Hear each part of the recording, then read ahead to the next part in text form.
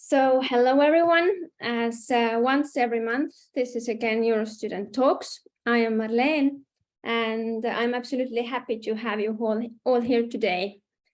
Our webinar today is focusing on a very intriguing question, how to diminish students' dropout through student financing. And for discussing this question, I have invited here two wonderful Estonian researchers, Triin Lauri and Kaire Põder.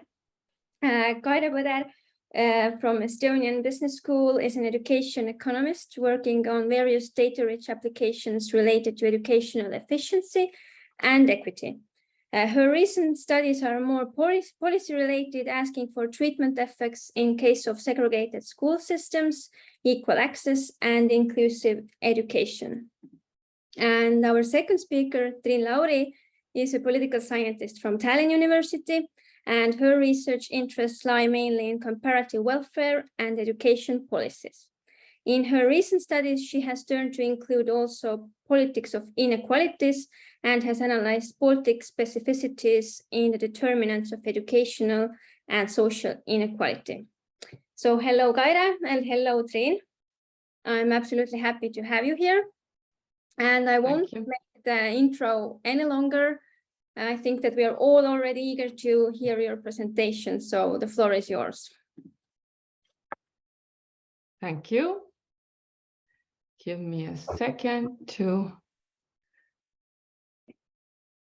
So what about now? Do you see my screen? Yes, we can see. Okay. Hello, everybody.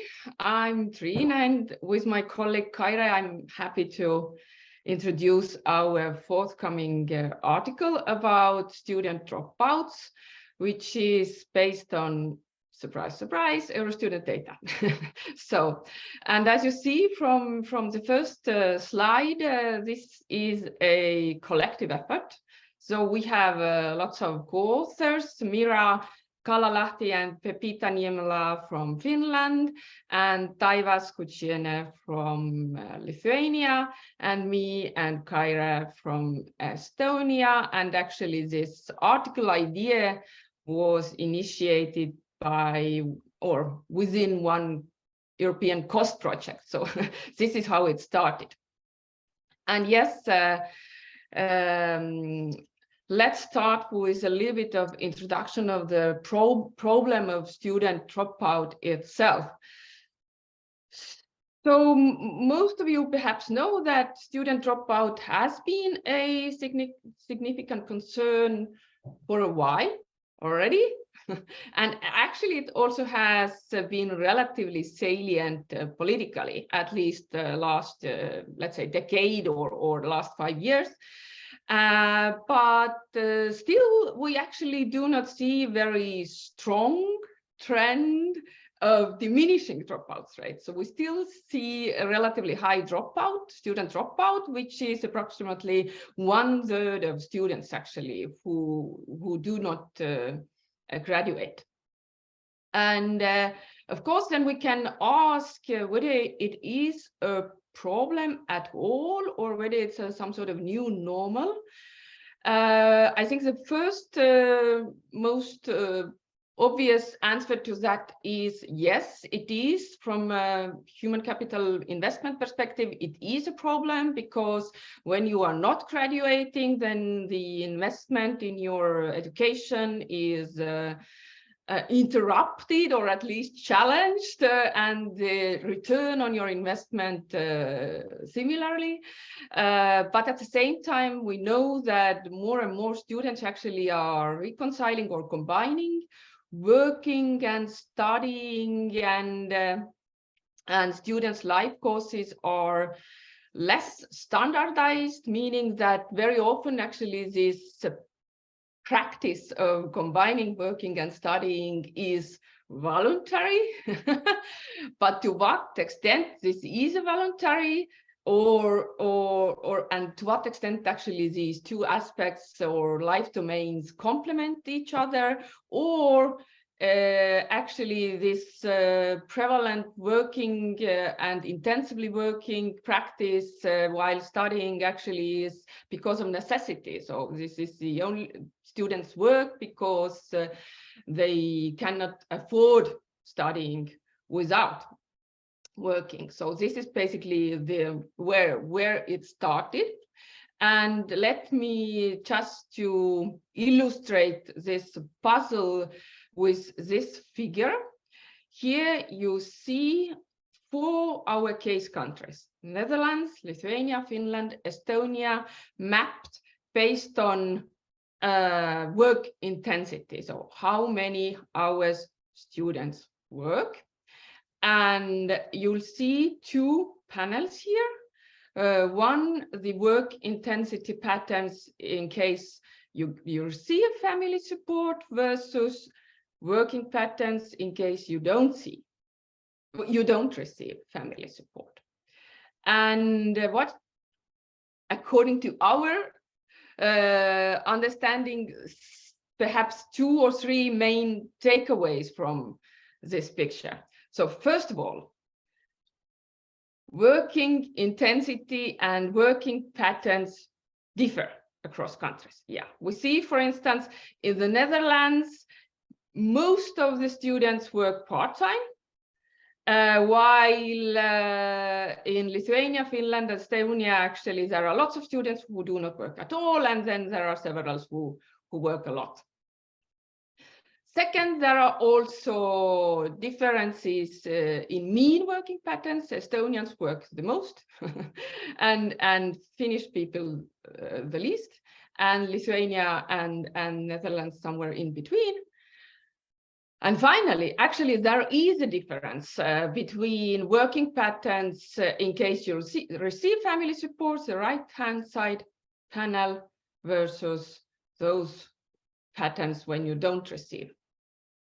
Oh, the other way around, sorry. So left.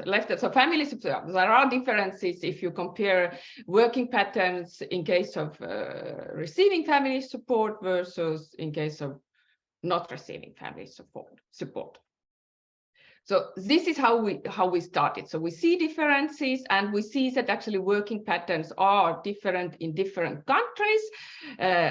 These working patterns are different in different countries with different funding regimes. So, and also actually working patterns are associated with your family support. Luckily for us, and also mainly, I think, or partly also dependent on the political saliency, we have seen lots of studies recently which are really mapping the existing theoretical and empirical evidence on student dropout. And here we distinguish between student level, family level, university level, and labor market level. And to start with student level, of course, all so-called usual suspects are associated with dropout. So age matters, gender matters, and also your ability and background in terms of migration. In terms of family, again, we all are well aware of parental background effects in every aspect of education, including dropout, and parental background and family income matters in terms of student dropout, meaning that the more disadvantageous your background, or the more advantaged you are, the less you drop out. Okay, let's put it in this way. Sorry, my language. And of course, we are increasingly also aware of how different sociological and economical aspects intertwine at university level, meaning that to what extent you feel to belong into this university, how well you are integrated with other peers. All these aspects matter in terms of your study difficulties and related dropouts. Also, university level policies can influence your intentions to abandon studies. But most importantly, perhaps from the perspective of our studies, also state level financial support or university level financial support matter a lot, meaning student benefits and also tuition fees related aspects. And also, lastly, labor market influences your dropout considerations very often in a way that the more demand for your labor, the more you are incentivized to drop out or to leave your studies, a phenomenon very common also, for instance, in Estonia in IT sector. So where very often where the dropout rates actually are very high. And also, the more you work, the less you have time for studying, so you are less dedicated to study, which causes difficulties, and you will drop out. So this is how basically your study-related difficulties and work-related difficulties combine. So the main takeaway for our study here is that first, there is the dominant role of financial conditions in dropout considerations, but at the same time, there are multiple intertwining factors behind which kind of work together with this financial support.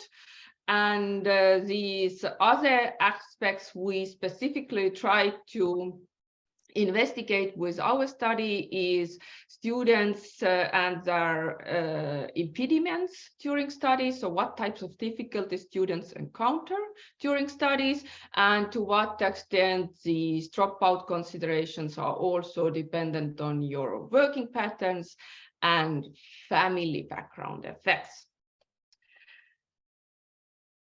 So, our motivation and hypothesis.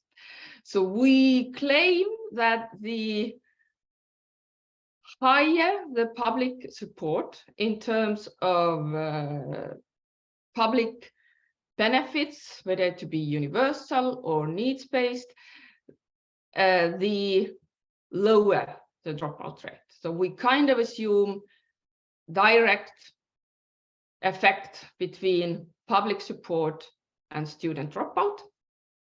But we also expect indirect effect between public support and dropout, and we assume specifically that public support decreases dropout or dropout considerations through reduced working hours. So this is proposed direct and indirect effects, and we measure public support by both public subsidies, so basically benefits for students, and also the tuition fee.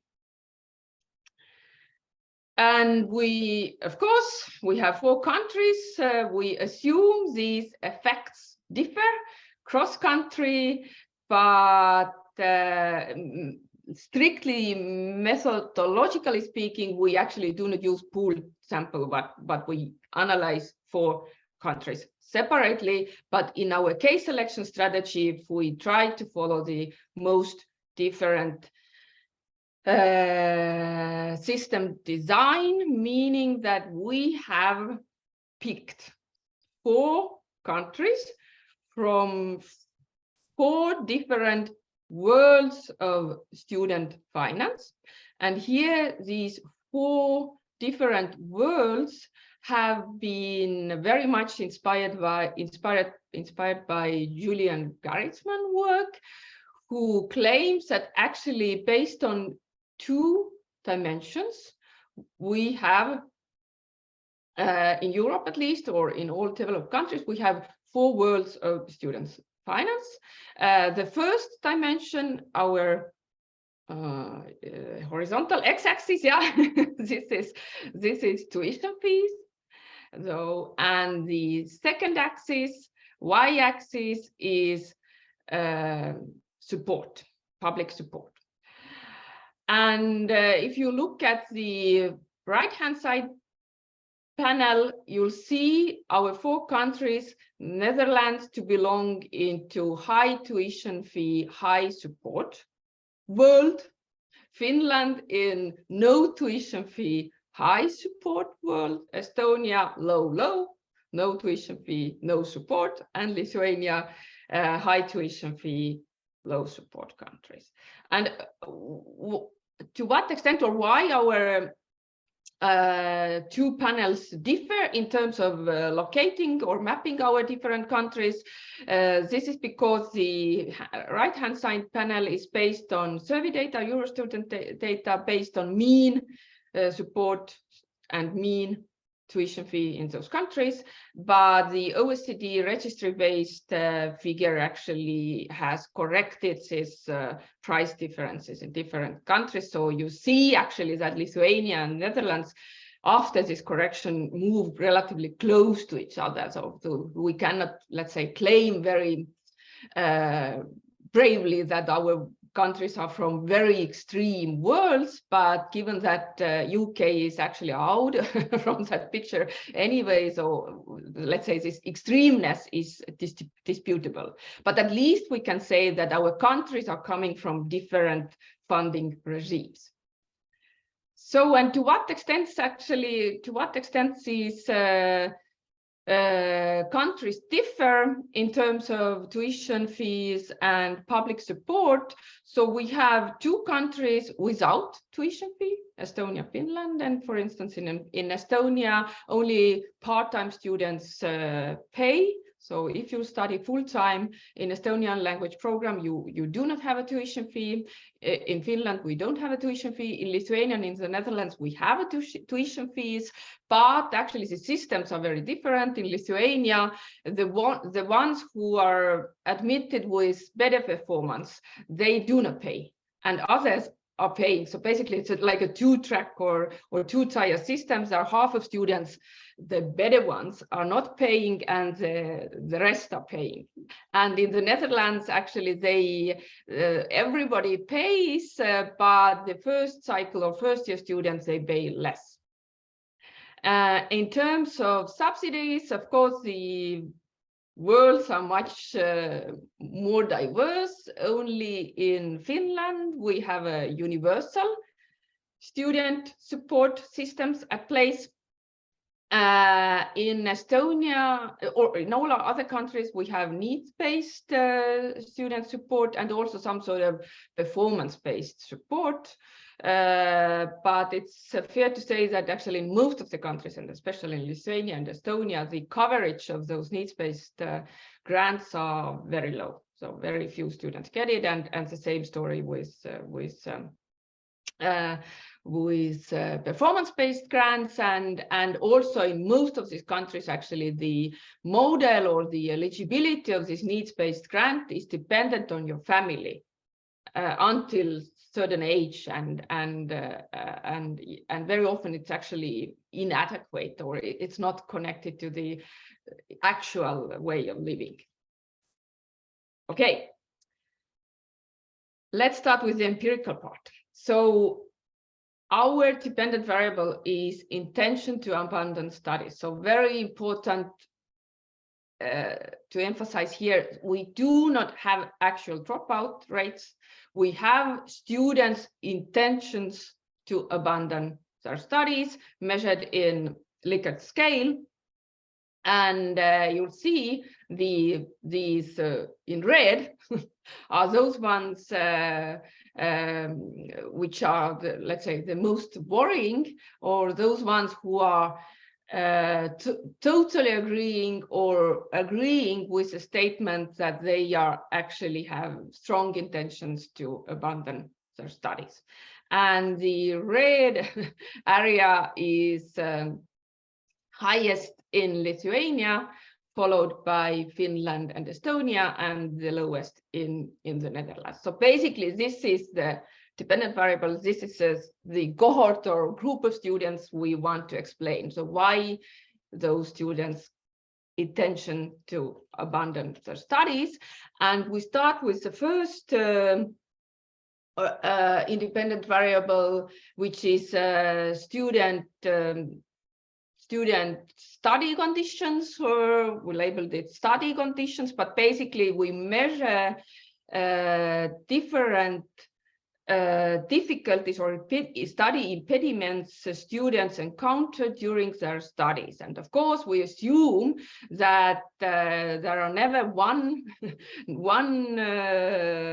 explanation, but usually these different components of difficulties or aspects of difficulties are combined, and that's why we apply latent class analysis to be able to investigate different types or different clusters of difficulties in different countries.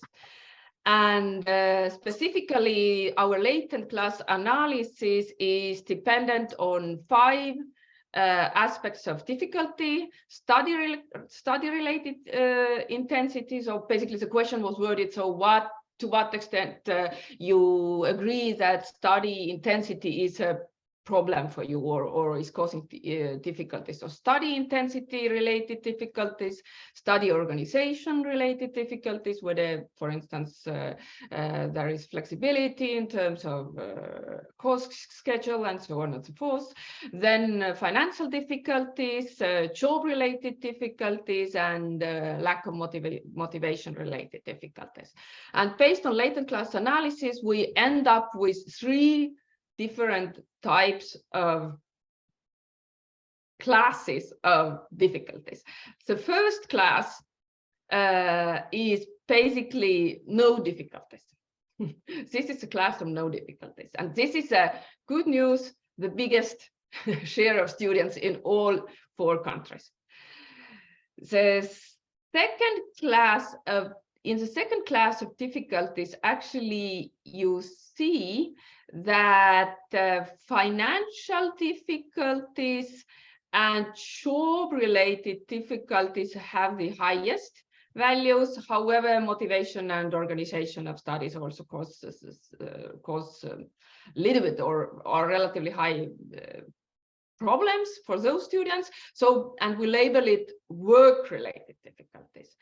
And the third class actually is where the study intensity is the biggest problem, but there are several other problems as well. And of course, you can already kind of assume that there are lots of endogeneities within or between those different types of difficulties. So of course, if you have to work a lot, then it causes problems with studying. So it's, yeah, but we label the third class study itself is a difficulty, or study-related difficulties.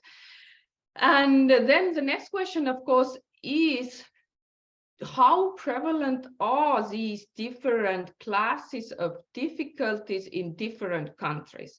And here you see that actually the class 1, so no difficulties while studying, so I haven't encountered any of those difficulties, are the highest in all countries, but it is extra high in the Netherlands, followed by Finland, then Lithuania and Estonia.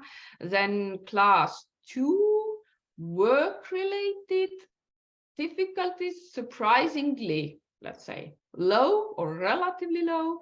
And then class 3, study-related difficulties, the highest in Lithuania and Estonia, followed by Finland and the Netherlands. But once again, I want to emphasize, but it's very often not that easy for students to actually to disentangle these study-related and work-related difficulties. Okay, Kaira, your turn.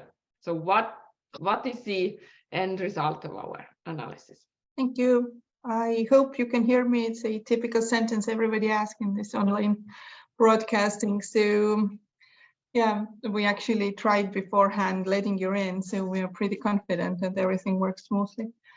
So yeah, as you can see in this self-reported data, there are many kind of data-related issues which make a model specification or the identification problems severe. And in current case, it's not only, this is like the self-reported nature of the data, but it's also this kind of endogeneity between the variables. This complex word contains the idea that we can't use a variables itself as explanators. Rather, the effects, if we do it in the regression type of analysis, what we get, they are biased. And they are biased because they are driven by something else, which is sometimes named as a co-founder or confounder. So this weird structure in the data has to be discovered. And of course, literature, as we see, helps us a lot by discovering the structures. So what affects what, but we still need some sort of the starting point. And this kind of models are sometimes called structural equation models, sometimes mediating and mixed models or something like that. So the good things have many names. And the imminent idea of it, that there can be direct effect depicted by this one single arrow pointing to the variable abandon, or indirect effects which might work through some other variables. So indirect effects, in our case, there are many of them, or we expect to find many of them. But our starting point, what we are most interested in, is this indirect effect of public support T2, which works through the hours, which affects the page job as impediment, increasing the severity of it, and then increases the probability to abandon the studies. So this is the kind of not only indirect working through the working hours, or it's working through the impediments of page job as well. So it's relatively like a complex structure, but of course nowadays we have a cool machineries to estimate such kind of models. And in current case, we use a Lavaan package from R. And what it tells us to do, the fancy thing, is something what is called modification indexes. So it's almost like a I don't know, big data type of estimation strategy, where the model itself says, hey, you can do better by imposing other kind of associations in the data. So what you see in the next slide is the model where we already have run it, and it's pretty different from where we started from, and how we ended up there is exactly this modification indexes are telling us the way. So this model represents Estonia. We have a alphabetical order of 4 models due to this like nominal dependent variables, and also all those nominal scale support and tuition variables, which were measured in monetary terms. We have to estimate all 4 countries separate. So what we see here, we were after the bold variables. We had in the original model 3 of them, and 1 mysteriously disappeared. So what we don't see in this model anymore is tuition. It says that tuition is non-significant to explain the probability of abandoning the studies. We witnessed that tuition fee was very moderate in the data. The mean was very low. So let's concentrate rather on the public support, which was also pretty low, and which contained both the need-based and performance-based numbers, or combined. There is no specific data which kind of support you're getting, so it's all together. And we see that actually there is something what helps to explain how much support you get, and we are pretty happy of seeing this. I don't know, I can't point to this slide, but I'm telling about this arrow at the very bottom where the welfare points to the public support.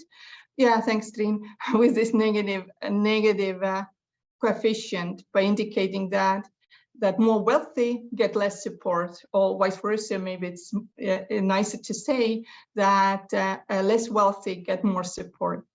And this is a nice feature of the system. Then we see the negative effect of public support to hours. So there is a negative, yeah, exactly this area. So it's a negative effect. However, the size of it is not very big. Yeah, this is this negative 0.115. So by saying that the more public support you are getting, the less hours you will work. And if you work very many hours, the next area which points to impediment of paid jobs, then the coefficient there is a positive one, meaning that the more hours you work, the higher or more impediments you have related to the paid job. And something what we didn't have in the model, but it doesn't seem that it seemed pretty intuitive actually, that paid job also affects the study conditions negatively. So as impediment. So if you have problems with your paid job, then it could be that it's like study conditions that are affected as well. So there are many indirect ways where how public support works through various variables to the abandonment. But what we don't see here is a direct effect. So there is no direct effect, meaning that if we want to find the total effect of public support of abandonment, it will be very, very small because we have to multiply all these numbers, however negative. So if public support is increased, we find that the probability of abandonment is decreased. Maybe you want to pay attention, those who are coming from the study organization part of the other variables as well, not only public support, because it's like a policy variable.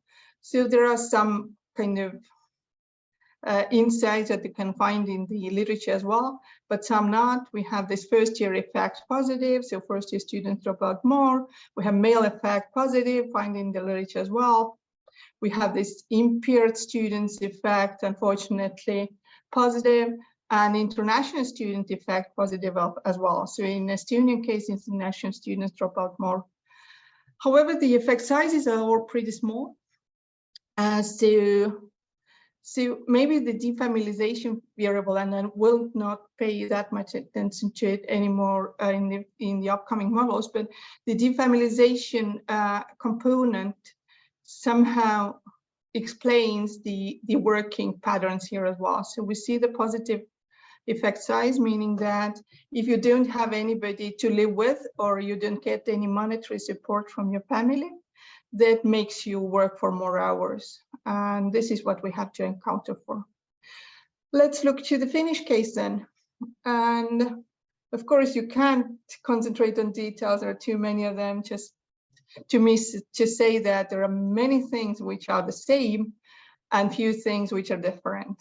So the first and most important, the similarities are that we don't see fees here.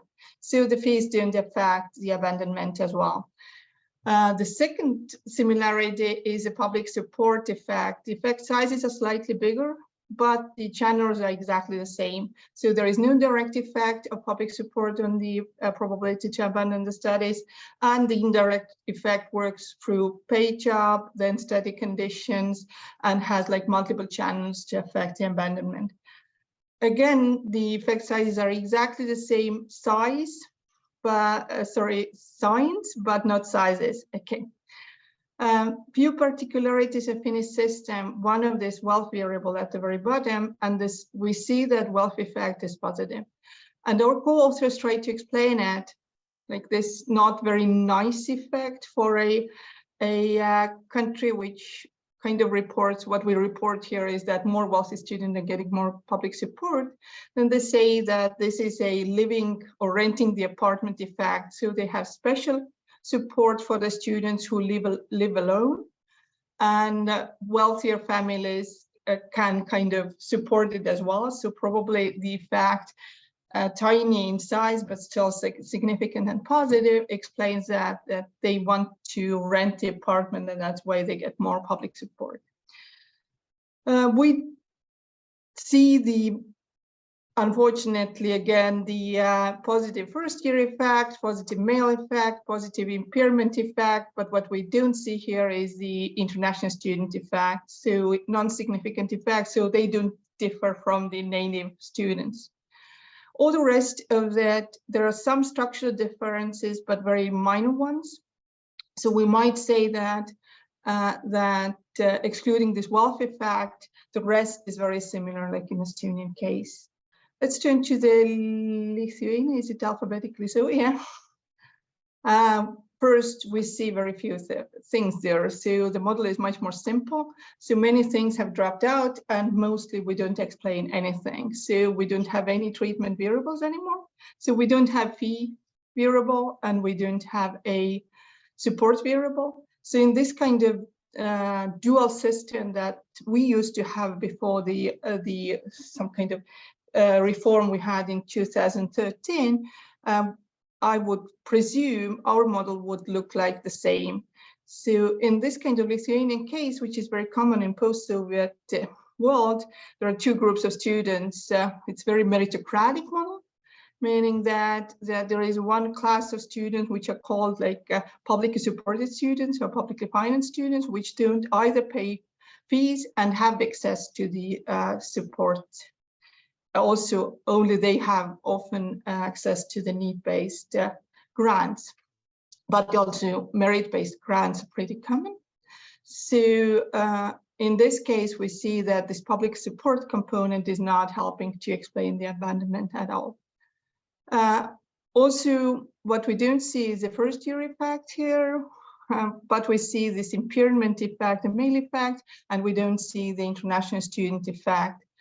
Some structural component is similar, but it's not super interesting because we don't have any treatment variables, so we cannot affect somehow what is happening in this model. So we don't have a policy tools to treat the probability to abandon. Let's look at the final case, which is the Netherlands, and here we have more to say again. And first, in this case as well, we don't see fees. So even though this is a system with fees, similar to Lithuanian, we don't have a fee effect. We can argue that because this model estimates linear effects, maybe those numbers are just too small, the effect to appear. So we were, if you remember, the fees were around 1,000 to 2,000 euros annual. So it altogether is like a mean effect in our data was 200 per month or something like that. So it's probably too small to appear as a significant for abandonment studies. Well, we see again, very similar to Estonian case, the public support indirect effect only. And in this case, it doesn't work through the impairment of paid jobs. So it goes through the hours and the effect is negative, but the effect on hours is negative. So the hours effect of an abandonment is positive. So, but there is no another channel, what we saw in Estonian case. So there is a one single channel, how it works.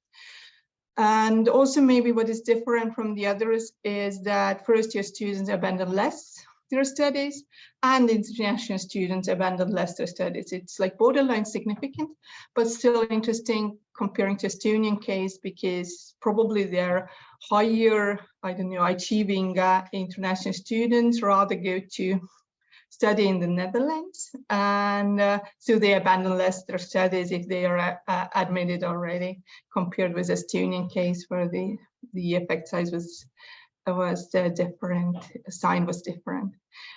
But the rest is pretty similar. So let's go to the conclusions. Let's wrap it up somehow and start the debate. So what we tried to answer, we had this hypothesis coming from the literature and originating from the case selection, the different four worlds of student financing. So we wanted to show that higher public support has a direct and decreasing effect independently from the student financing system. And we didn't see any direct effect. So we wanted to find the and tuition has no effect at all, so the final one. So in the middle ground, we are after the indirect effect. And yes, we see this negative effect of the public support indirect working through the reduced working hours, but the size of it was pretty small. So if you multiply all those path components, so they get really small, 0.0 something. So in all countries, so our policy recommendations are very limited to this. So what we can say that yes, the need-based grants kind of help students regardless from the tuition subsidy system, with small limitation of Lithuania. And we argue on the normative ground that the good design of it is a key issue. So how to design the grants so that they are actually not supporting the elitist part of the society, but those who otherwise should drop the studies to the heavy load of work, which will trigger their study-related and job-related impediments, is a key question here. So I would rather give the mic to, or the screen to Marlene to start the debate. So thank you all. Thank you. If I may just very quickly to add also that unfortunately or fortunately, this paper is not published yet. So we are hoping to submit this paper for some journal in coming weeks. So from that perspective, your feedback, of course, is super welcomed, and discussion very much welcomed as well. But at the same time, if there is anybody who would like to read the draftish version of it, we are happy to share it as well. So just let us know. We have some draftish version of this paper already, to share. Thank you. Thank you, Trine, and thank you, Kaire. It was indeed a very thought-provoking presentation. So yes, any questions? Actually, I received one question in the chat. I will take maybe this first, and then I already see a raised hand, so we will go to that as second question. But what I received in the chat is that Frederick is asking that, the question is to Kaire, that can you explain in slide 12, I think it was either Finland or Estonia, the positive effect of without paid job to hours, how this positive effect worked. And Frederick is also saying that thank you for a great presentation. So it's positive effect of without paid job, Z3, 2 hours, and 1. Mm-hmm. Mm-hmm. Okay, apparently it's Estonia. So, and you wanted to have the Netherlands, or what was it? No, it's okay. Okay, I guess it was. Mm-hmm. There is a arrow of without paid job pointing to free. There is a structural relationship to free variables hours, impediment of paid job. So without paid job, okay, 2 hours and without paid job. If I remember by heart, Trine, maybe you can help me out. There was a question: can you study without your job? Without your paid job? So if you said yes, then it's imminent that the effect works, that this yes will increase your hours, increase your impediment as the paid job, and also increase somehow this impediments to the study conditions. So those are those students at need, but somehow that this question didn't explain the public support, so there is no indirect effect through this channel. So only the wealth is the only variable which explain the size of the public support, not this. Yeah, if you design this, like the grants, probably you don't think about that there is a specific type of student which are defamiliarized. In some systems they do, the defamiliarization aspect of it. For example, I know that in Flemish cases of universities, there are like many classes of students. If you live alone, you're in one class. If you share the apartment with your parents, you're in totally other class, and your grant size is highly dependent on this. So yes, just for a quick response to these non-working students, yes, they are there. And we saw from this descriptive figure that there are many of them. Yeah, there are many of them who don't work. Yes, yes. So especially in Finland, there is a big proportion of students who don't work at all. Yes, but in all countries. So, and especially the ones who have family support, which is kind of and they are included. Everybody is included. All this all together, I guess this is more than 20,000 observations are around it. Sorry that we don't have this descriptive statistics table to show you number of observations and the mean values of the variables and explain a bit more. We decided not to include this huge table of variables, so sorry for this. Thanks for a question. Thank you. And I saw that Kayatan raised a hand. So yes, please ask. Thank you. Yeah, thank you for your presentation. Kayatan Stransky-Jan, my name. I'm from the Federal Ministry of Education, Science and Research in Vienna. You've mentioned, like in research or in politics, where is the dynamics coming from, would you say? Sorry, we can hear you quite bad. I think your connection is not the best. Maybe you can just let your microphone in, but then maybe you can put your video off. Then we could hear you better, I assume.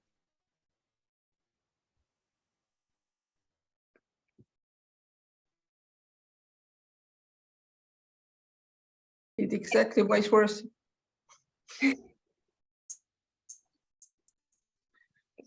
Maybe you can try to ask again. We heard that you're from the ministry, from Vienna, but the connection was quite bad, so maybe you can repeat your question.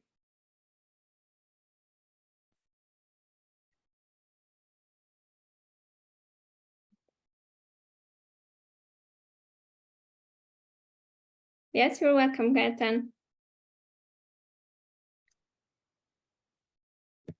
Or anybody else? Yeah, okay. I can hear you now. The chat.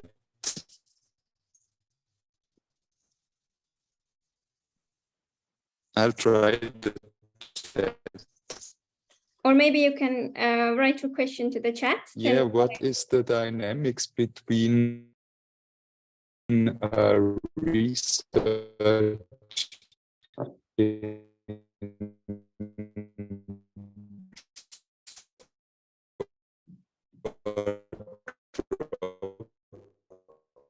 I'm afraid it doesn't seem to work, but maybe you can ask in the chat. Coming from politics, or is it coming, or coming from?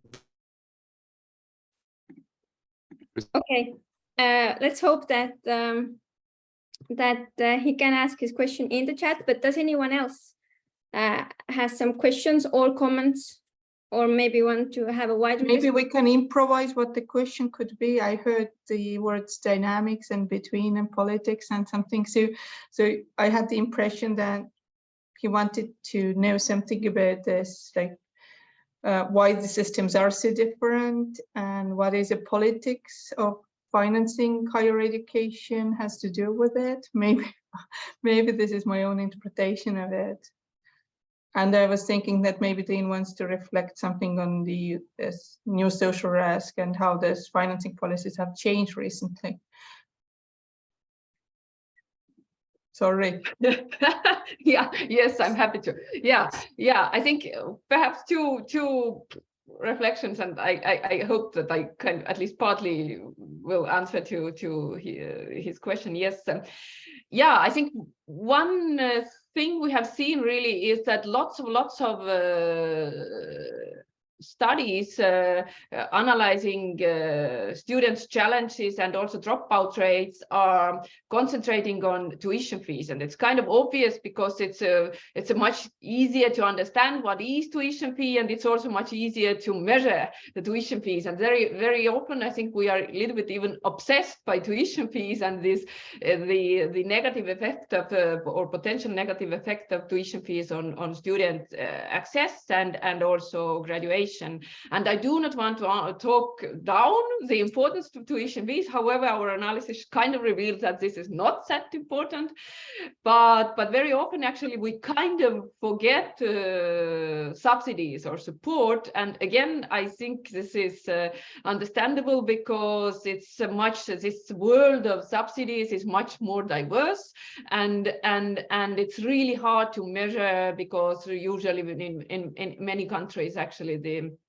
the designs of student subsidies are very complex ones, and actually this is good because the good subsidy is very personalized, or it's very dependent on your, or I do not want to, of course, universal subsidies are also very good, but if you do not have universal subsidies, then your subsidies have to be complex to take into account the actual situation. But yes, I think from the policy side or the comparative welfare perspective, we kind of used to distinguish between compensatory policies like different benefits and then investment related policies like education. And I think the recent turn already in many decades in comparative welfare state research actually is that actually these two are really intertwined, but at the same time also very much dependent on each other. So educational investment is actually inequality reproducing without subsidies. And I think this is a policy message we really want to give here, that education investment good, important in terms of both society, individual level, but at the same time it rather increases inequality without social buffers. I think that would be my reflection. Thank you. Thank you. Actually, we now saw Kayatan's question in the chat as well, that where is the research interest in dropouts in the last 10 years coming from? Is it coming from research itself or from politics? What do you think? How do you see it? Yeah, there is actually increasing number of studies. So maybe the increasing number of studies not is correlated with the topicality of the issue. It's rather correlated with the number of people who are willing to research in education. Nowadays, this is not only education scientists, political scientists, economists, sociologists work on education. So education is a big field for sure. But what we have seen is some sort of the participation rates in the higher educations are increasing as well, simultaneously with the dropout rate. So I guess the severity of the issue for universities itself is also that makes it topical. So there are many studies who address the single university or some universities, and then address on the counseling services, all kind of like the peer effect, network effects, or kind of this inner mechanism within university, what we don't do in this current study. So this is increasing the dropout studies as well. So practicalities of the universities, how to decrease it.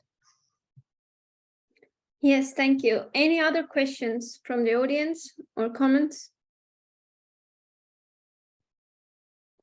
I encourage you to either write your questions in the chat or raise your hand. But if at the moment not, maybe I can ask something myself. Both of you, of course, can answer that. What is your opinion? Whether students' financing should be a part of welfare state policies or not? And if you say that yes, then how to design this shared financing system?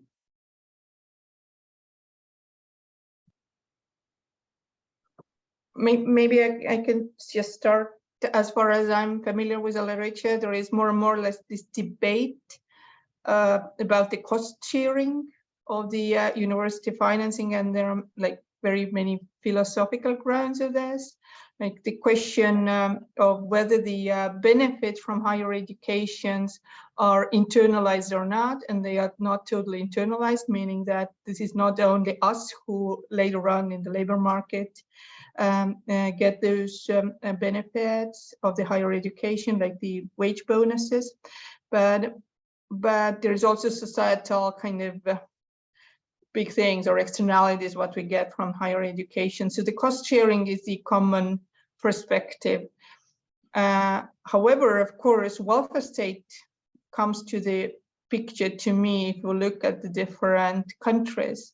For example, the Finnish experience of this, like the not designing the support systems based on exactly the needs, but it's rather like universal. It's becoming their idea of the welfare state, at least how I interpret it.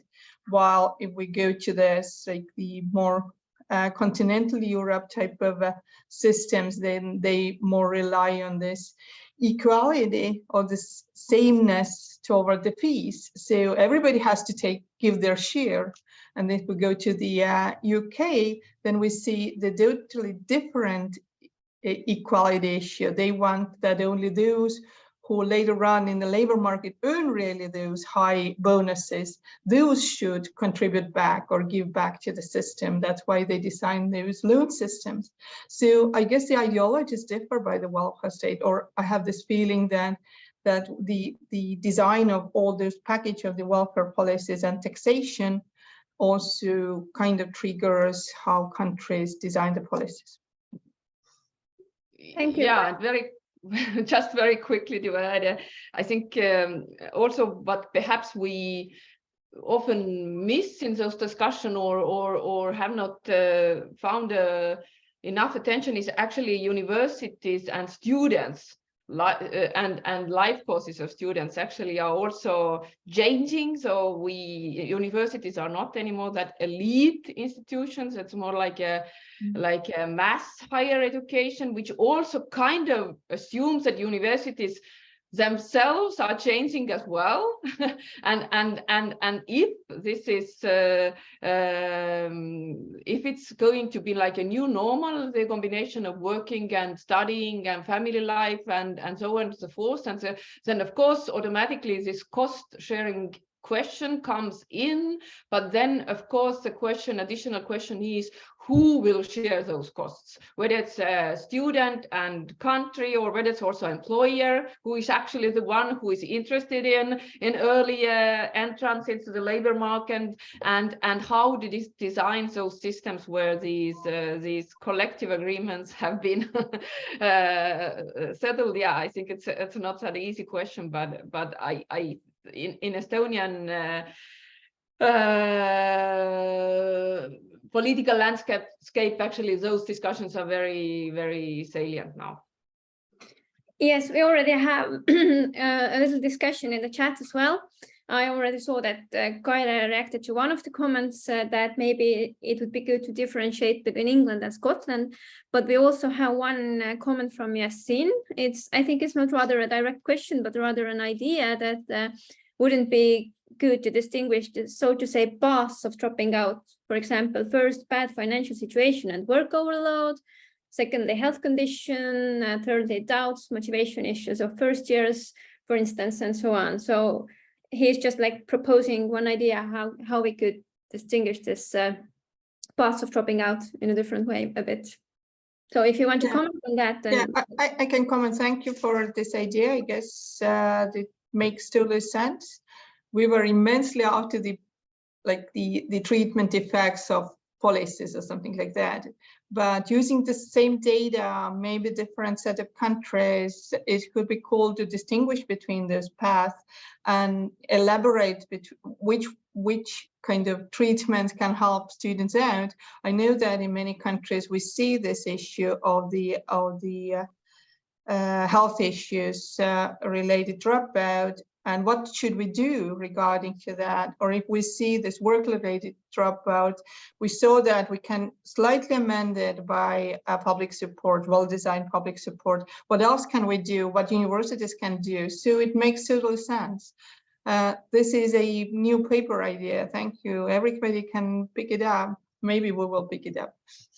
Yeah, because actually the same question based on which we operationalized our study impediment. It has also health item, but we kind of we wanted to diminish the number of items to keep our latent class analysis and clusters meaningful, and then kind of this health question actually dropped out from our decision, but it's disputable, whether it was a good decision from us.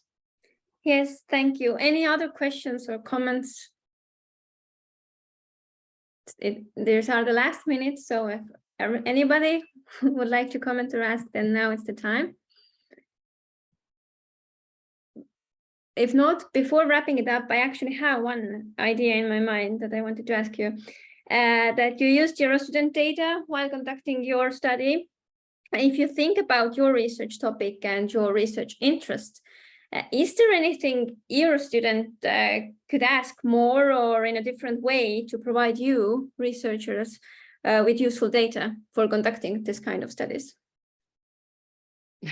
So it's like a dream question. What if? Or of course it assumes that I know by heart or everything about EUROSTUDENT data, but at least writing or doing those conducting this analysis and writing it all up, we kind of missed the pre-university phase of students. So for instance, performance in upper secondary, or how competitive was admission system. So those type of questions, which we know strongly influence the dropout, but at the same time we were not able to control.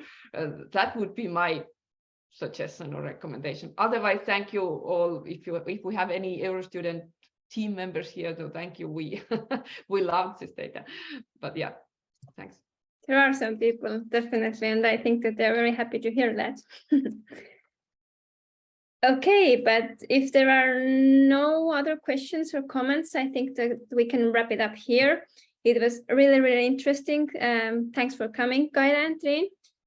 I hope we can meet you with your further research results in the future as well. And also thanks to our listeners who asked questions and commented and shared their ideas as well.